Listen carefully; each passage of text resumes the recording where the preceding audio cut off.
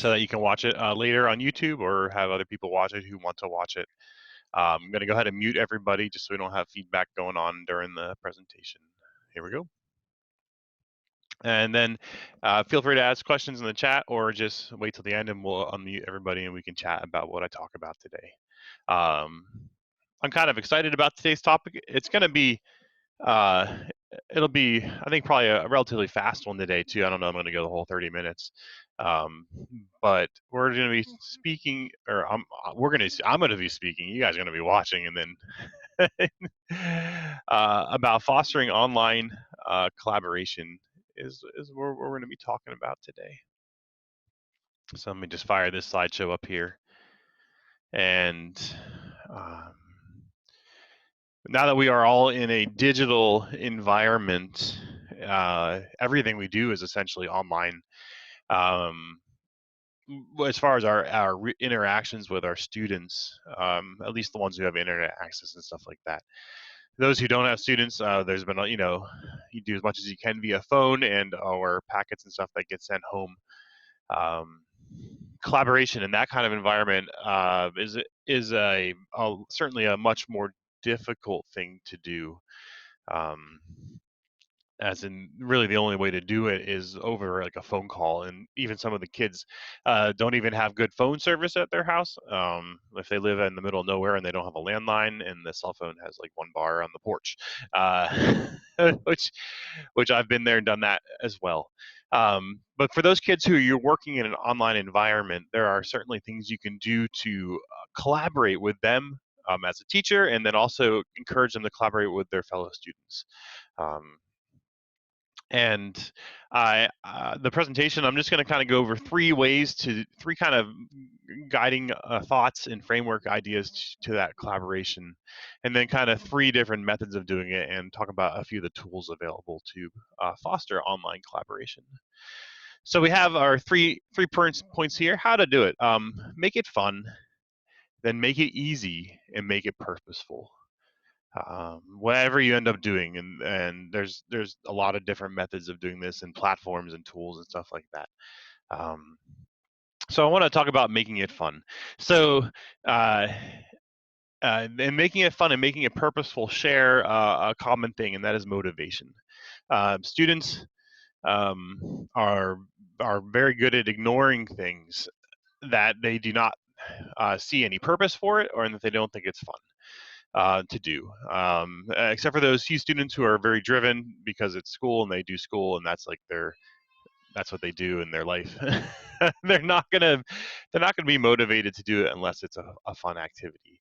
And so the thought is to think about what can you do online and collaborating. Like, how can you pair students and form groups and work with your kids to collaborate online and make it fun. And the second statement there is really a statement. A lot of that collaboration has to do with the tool that you are choosing to use. And that kind of ties into our second point. And we'll talk about some strategies with these later. But you want to make it easy. And so talking back, a lot has to do with the tool. Tools can be fun. And generally, tools that are fun are also tools that are easy to use. Probably my most important statement here is that less is more.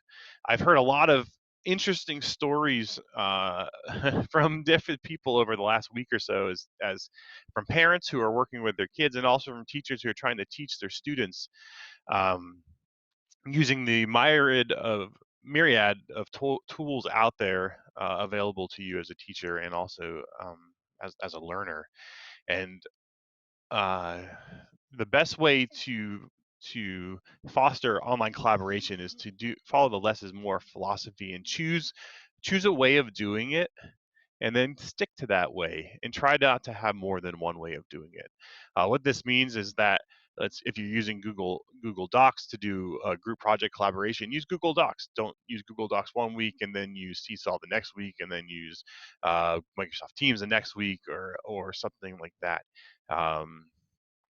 less is more, and that goes the same for the tools you're using just in your classroom too. uh, you have lots of access to like Discovery Education and Khan Academy and websites that do this and websites that do that, and Kahoot and online quizzing tools.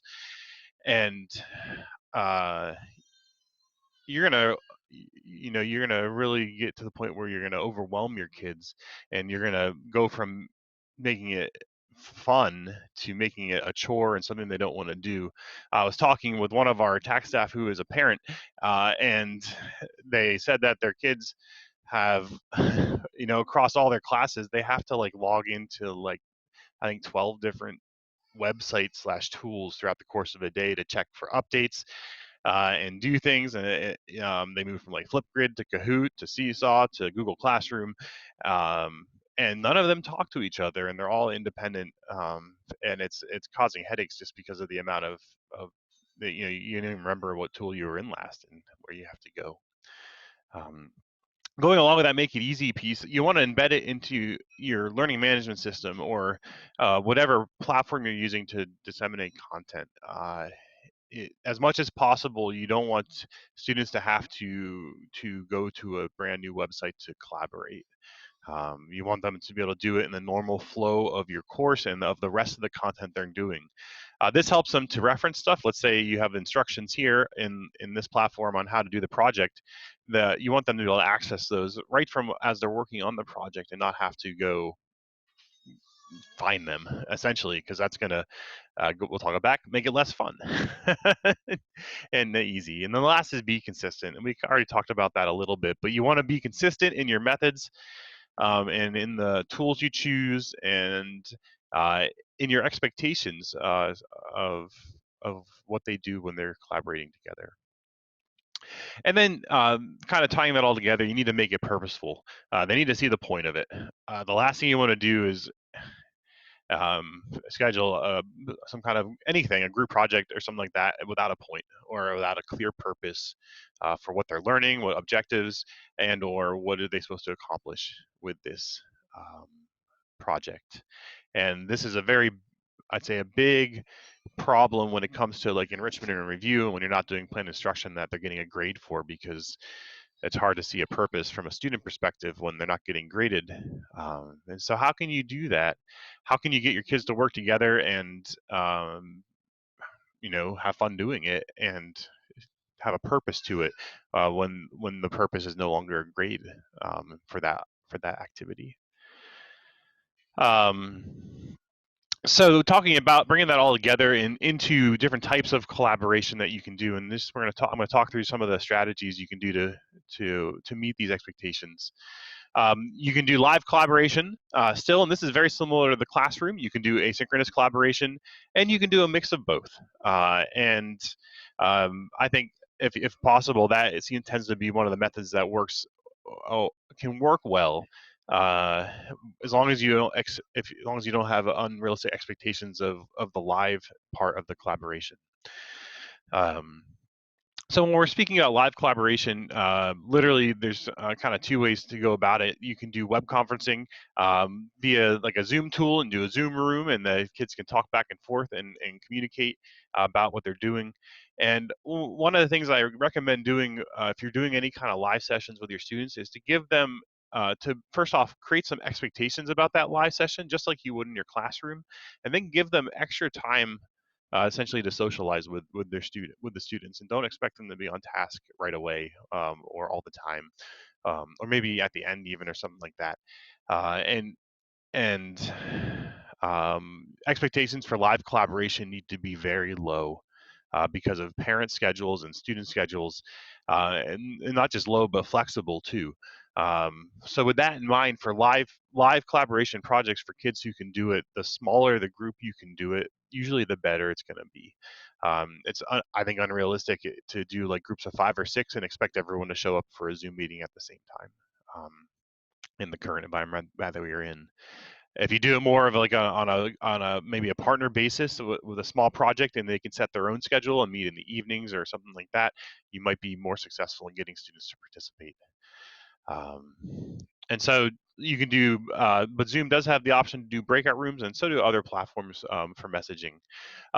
Google Docs is the other one I had on that list, and I wanted to just pull up a Google Doc here for you to see. Yeah, and we can do a whole session on Google Docs itself, but it is, I think, the best collaboration tool in existence in the market right now. Whether that's for live collaboration or asynchronous, because it allows for both. You can work on a Google Doc at the same time with somebody, or you can work on a Google Doc asynchronously and at different times, and you can still collaborate to almost the same amount. Some of the features in Google Docs that allow for that are that multiple people can be working and typing, and you can see live in real time what people are typing. You can provide comments on content that can be answered later by other people or in real time as you're working. And then finally, there's a chat feature. I don't know, my chat feature. There's a, I don't know, have it turned on in the IU, but there is a chat feature attached to Google Docs in some of them that you can use. Let me actually, I can do this here. I don't know if I have it. I can't turn it on here. Here it is. So Google Docs has chat built into it, where you can literally, do chatting with people in real time as you are working on the document. So you don't have to do it all in comments. You can just have a running chat log. And I have found when you're doing a live collaboration in real time, that is a fantastic way to do it. You don't have to worry about a Zoom call or a phone call or anything like that. So that kind of rolls right into asynchronous collaboration, and this might be the way you find works the best. Maybe using Google Docs or some other tool, but a way for students to work on the same document to work on a project together, where they don't have to be logged in at the same time. And this is I have found one of the best ways to collaborate with with students and to set up groups if you want them to work together, especially depending on people's schedules and stuff like that. So there are probably other tools that are good for asynchronous collaboration. You could probably do it with like Flipgrid or uh, like discussion boards and stuff like that. But honestly, you can do almost all of that in Google Suite of software. And even Microsoft's, depending on your district, can do much of the same stuff too for asynchronous collaboration. Um, and the last one there is a hybrid of both. And so we're thinking of collaboration and getting them to collaborate. Sometimes it's great to start with an in-person meeting and then move into an asynchronous form of collaboration. So they start and meet together. Maybe you have a Zoom time with your students and they get a kickoff meeting, and then there's no expectation that they try to actually meet again, but they have their direction, they have their document, and they go to town working on it. Or they could do a Zoom call and work on it live on the document as they're doing it. But if you have it and you're able to give that ability back to the students so they can choose and schedule and make it work, make what works for the student groups that you're creating work for them, that I think is hugely beneficial, rather than dictating like everyone's got to do Zoom or everyone's got to do live collaboration. Um, one of the benefits of the asynchronous collaboration is that you can get away with doing a larger group as well, because you're not expected to try to match everyone's schedules together to work on something. So if you're doing it asynchronously, a group of 4 or 5 might be a realistic expectation as long as they all have access to the internet. One other benefit of doing it that way is that you as the teacher can also have access to the document, and you can be in there as well, and you can be working with them, answering questions in real time in comments or the chat, or providing feedback or direction without having to have a live collaboration session or a live meeting with them as well. Um, so just some thoughts on those as far as making it fun. And making it easy and making it purposeful is to do these projects in short chunks. Um, you know, in the classroom, it's very possible to do like long range. You have 3-week group project things that are going to come up with these like amazing products at the end. They're going to present the class and stuff like that. But I encourage you to do short chunks of collaboration with your students where they don't have to meet like 5 or 6 times over the course of multiple weeks or stuff like that. Start small. Maybe they are collaborating. They read a news article and they answer it together, some questions together, or come up with like a short PowerPoint presentation that they can build based off of a current event or something like that, and then they turn it in and give it to you. And maybe it only requires them to do a little bit of work. And maybe you can build up from there. But in this online environment where it's hard to maybe check in with students all the time, short little bursts of projects that they're not going to get demotivated. Like they can get in there and they can maybe get it all done in one session, rather than having to do it over multiple turns, and you have to worry about the motivation for them to get it done. So just kind of review those things. Smaller groups are generally better. Shorter projects are generally better, and make them fun. Tie them into their life as much as possible, especially when they're at home. Try to involve maybe things that they can do at home or see at home, and or things they're going to see in current media, and or things they might be experiencing, like projects about how it is to do school from home, or uh, you know things about like current nature, what they're seeing outside, things that they can observe, things that relate to their life. That even works well in the classroom. So those are just some of my tips and tricks and some of my ideas on group collaboration in an online environment. I'm going to go ahead and unmute everyone, and feel free to ask any questions you have. And yeah, thanks for coming out today. Any questions? I have one. So I teach kindergarten. Can you hear me okay? Yeah, a little quiet, but I can. Okay, and what would you recommend, what platform, I guess, for kindergarten? Because they're going to need so much help from their parents to get them on and to get them collaborating. And Google Docs, having them type, I don't think it's really realistic for them. That's another recommendation. Yeah, kindergarten is hard. Any grade before they're literate is hard. In online, you can just thinking through some ideas for that.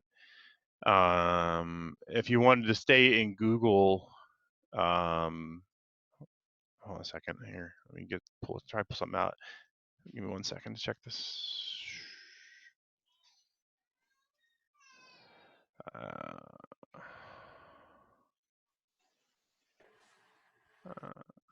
So what I would, if you're going to be sticking in Google, at least what I would do is you can use a tool that is built into Google. It's just Google Drawings. And you can share it the same way you would any other Google Doc. And as long as they have a parent there, they have the ability to annotate essentially like that.